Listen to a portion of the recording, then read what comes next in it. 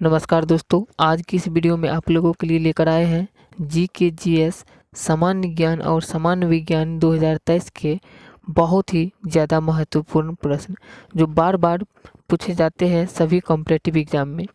इस वीडियो में जो है टोटल 50 MCQ सिलेक्टेड क्वेश्चन को लिए हैं और ये जो है SSC, UPSC, BPSC, railway, MTS और इस तरह के जितने भी कॉम्पिटिटिव एग्ज़ाम होते हैं सभी कॉम्पिटिटिव एग्ज़ाम के लिए बहुत ही महत्वपूर्ण है। और ये सारे के सारे क्वेश्चन बार बार रिपीट होते हैं, उसी को सिलेक्ट करके इस वीडियो में लिए हैं। अगर आप GK/GS में पूरा नंबर लाना चाहते हैं तो इस वीडियो को पूरा देखिए और हमारे चैनल पर इस तरह के बहुत ही वीडियो डाला गया है, उस वीडियो को भी देखिए। आपको GK/GS में पूरा नंबर मिल जाएगा। तो इस वीडियो पर लास्ट तक बने रहिए और अगर आपको वीडियो अच्छा लगेगा लास्ट में तो आप लोग वीडियो को लाइक भी कर दीजिएगा। इस वीडियो का फर्स्ट क्वेश्चन है, रविंद्रनाथ टैगोर ने भारत के राष्ट्रीय गान के अलावा किस एक और देश का राष्ट्रीय गान लिखा है? तो ये है बांग्लादेश का। रविंद्रनाथ टैगोर जो थे ये भारत के राष्ट्रगान को लिखा था और इसके साथ साथ बांग्लादेश के राष्ट्रगान को भी लिखा था। अगला प्रश्न है, हमारा राष्ट्रीय गीत कहाँ से संकलित है? तो हमारा राष्ट्रीय गीत जो है भारत का ये जो है आनंद मठ से संकलित है। अगला प्रश्न है 3 नंबर का, डेल्टा का निर्माण होता है जब नदी के मुहाने पर, ये बताना है कि डेल्टा का निर्माण कब होता है, जब नदी के मुहाने पर क्या होता है? तो इसका आंसर होगा नदी प्रवाह निर्बल होता है तब ये डेल्टा जो है ये अपना निर्माण करता है, यानी कि डेल्टा का निर्माण होता है।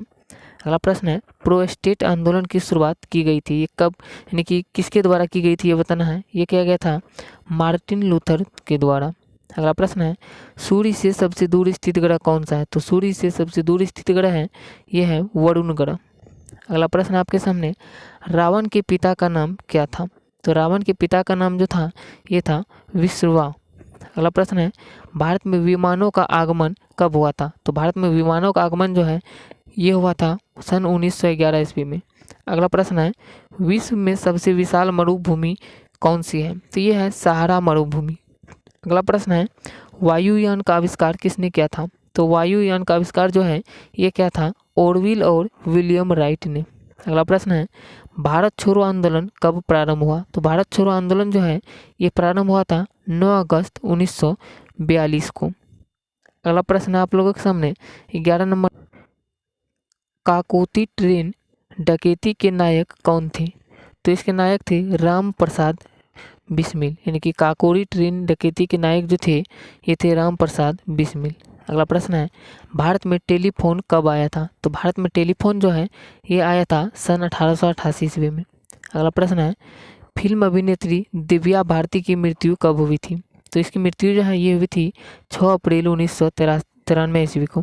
अगला प्रश्न है 14 नंबर का, लौह अयस्क को प्रज्वलित करने के लिए मुख्यतः किस खनिज का प्रयोग किया जाता है? तो किया जाता है मैंगनीज और चुनास्म का।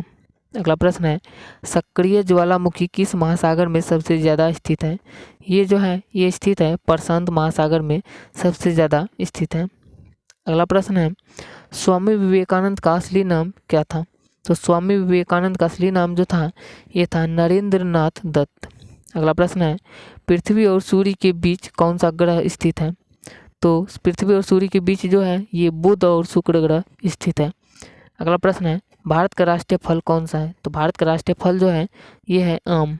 अगला प्रश्न है, स्वामी दयानंद सरस्वती का असली नाम क्या था? तो स्वामी दयानंद सरस्वती का असली नाम था मूल्यशंकर।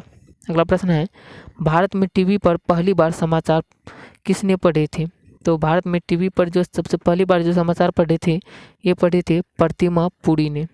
अगला प्रश्न है आप लोगों के सामने 21 नंबर, पृथ्वी सूर्य से प्रचुरतम मात्रा में ऊर्जा किस रूप में प्राप्त करती है? ये जो है ये प्राप्त करती है अवरक्त तथा ऊर्जा रूप में।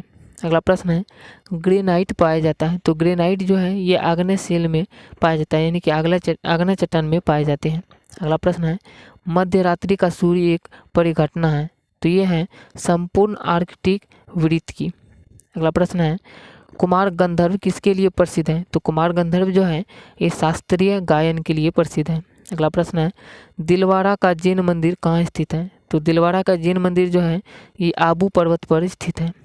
अगला प्रश्न है 26 नंबर का, सुभाष चंद्र बोस को किसने सबसे पहले नेताजी कहकर संबोधित किया था? तो सुभाष चंद्र बोस को सबसे पहले नेताजी जो है ये कहा था एडोल्फ हिटलर ने। अगला प्रश्न है, ऋण नियंत्रण कार्यवाही किसके द्वारा संचालित की जाती है? तो ये की जाती है वाणिज्य बैंक के द्वारा। अगला प्रश्न है, रिजर्व बैंक की स्थापना कब हुई थी? तो रिजर्व बैंक की स्थापना हुई थी 1 जनवरी 1935 को।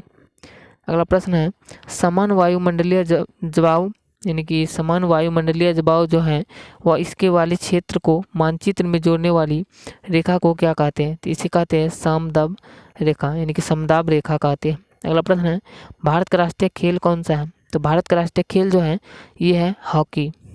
अगला प्रश्न है आप लोगों के सामने 31 नंबर का, भारत का पहला मोबाइल बैंक कौन सा है? ये है लक्ष्मी वाहिनी बैंक जो खरनोल जिला में और मध्य प्रदेश राज्य में स्थित है। अगला प्रश्न है, भारत के पहले उप प्रधानमंत्री कौन थे? तो भारत के पहले उप प्रधानमंत्री जो थे ये थे सरदार वल्लभ भाई पटेल। अगला प्रश्न है, जलियांवाला बाग में गोली चलाने का आदेश किसने दिया था? तो ये दिया था जनरल ओ डायर ने। अगला प्रश्न है, कश्मीर घाटी किस स्वरूप में स्थित है? तो कश्मीर घाटी जो है ये कंगड़ा स्वरूप में स्थित है। अगला प्रश्न है, मुगल काल की राजभाषा क्या थी? तो मुगल काल की राजभाषा जो थी ये थी फारसी। अगला प्रश्न है आप लोगों के सामने, इंकलाब जिंदाबाद का नारा किसने दिया था? तो इंकलाब जिंदाबाद का नारा जो दिया था ये दिया था भगत सिंह ने। अगला प्रश्न है, भारत के निजी क्षेत्र में सबसे बड़ी विद्युत परियोजना कहाँ स्थित है? तो ये जो है ये स्थित है दाभोल में जो महाराष्ट्र राज्य में जो है स्थित है। अगला प्रश्न है, भूमध्य सागर की कुंजी के रूप में किसे जाना जाता है? तो ये जाना जाता है जिब्राल्टर को।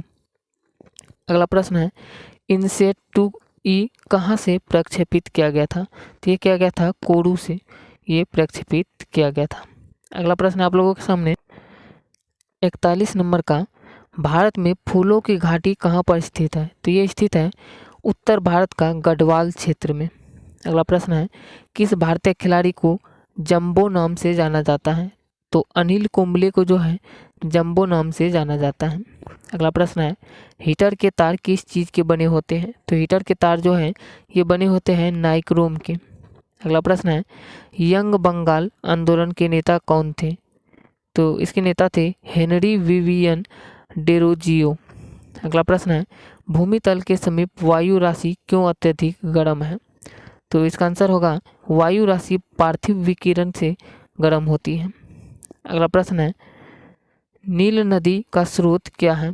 तो नील नदी का स्रोत जो है ये है लेक विक्टोरिया। अगला प्रश्न है, कौन सा शहर भारत का सबसे महंगा शहर है?